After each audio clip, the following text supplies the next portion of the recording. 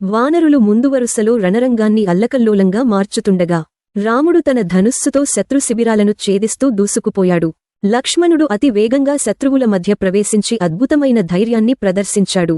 వానరులు గర్వంతో, ఇదిగో రఘుకుల రత్నం శ్రీరాముడు, ఇది లక్ష్మణుడి ఆగ్నేయమ్మయి అస్త్రాలు అని గర్జించారు. రాముడి పటాకాల్లాంటి బాణాలతో నలుగురు ఒక్కసారిగా పడిపోగా శత్రు సైన్యపు తలలు ఊడిపోతున్నాయి. వానరుల ధైర్యం, ఉత్సాహం మరింత పెరిగింది. ఖరదూషణ మరణం తరువాత రాక్షసుల్లో భయం పెరిగింది. అప్పుడు రావణుడి ప్రధాన సైన్యాధిపతులలో ఒకరైన ప్రహస్త రంగప్రవేశం చేశాడు.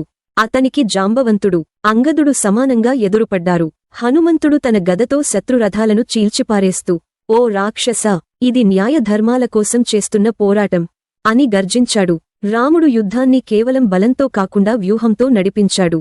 శత్రువు ఎక్కడ బలహీనంగా ఉన్నాడో గమనించి ఆ దిశలో దాడులు చేయించాడు. దశదిశల నుండి వానరులు చాకచక్యంగా దాడులు చేస్తూ శత్రువును బలహీనపరిచారు. రాముడు హనుమంతునితో, పూర్వదిశలో శత్రువుల దళం బలహీనంగా ఉంది, అక్కడ దాడి చేయి అని ఆదేశించాడు. ఇక రావణుడు తన చెల్లెలు శూర్పణఖపై జరిగిన అవమానానికి ప్రతీకారం తీర్చుకోవాలనే ఆగ్రహంతో ఆత్మపానం, మహోదరుడు, అక్షకుమారుడు వంటి బలమైన రాక్షస మహాయోధులను రంగంలోకి దింపాడు. యుద్ధం మరింత భీకరంగా మారింది. వానరులు తమ శక్తినంతా వినియోగిస్తూ రాక్షసులకు ధీటుగా ఎదురుపడ్డారు. రాముడి ధనుర్బాణాల శబ్దం, వానరుల గర్జనలు, రాక్షసుల కేకలతో లంకనగరం తలతలలాడిపోయింది. ఆ గందగోళంలో రాముడు జటాయువు చేసిన త్యాగాన్ని గుర్తుచేసుకుని శత్రువులపై సహనం కోల్పోయాడు. ఇది మానవత్వానికి, ధర్మానికి ఇచ్చే గుణపాఠం కావాలి అని ఆయన ఉరుములాంటి స్వరంతో ప్రకటించాడు.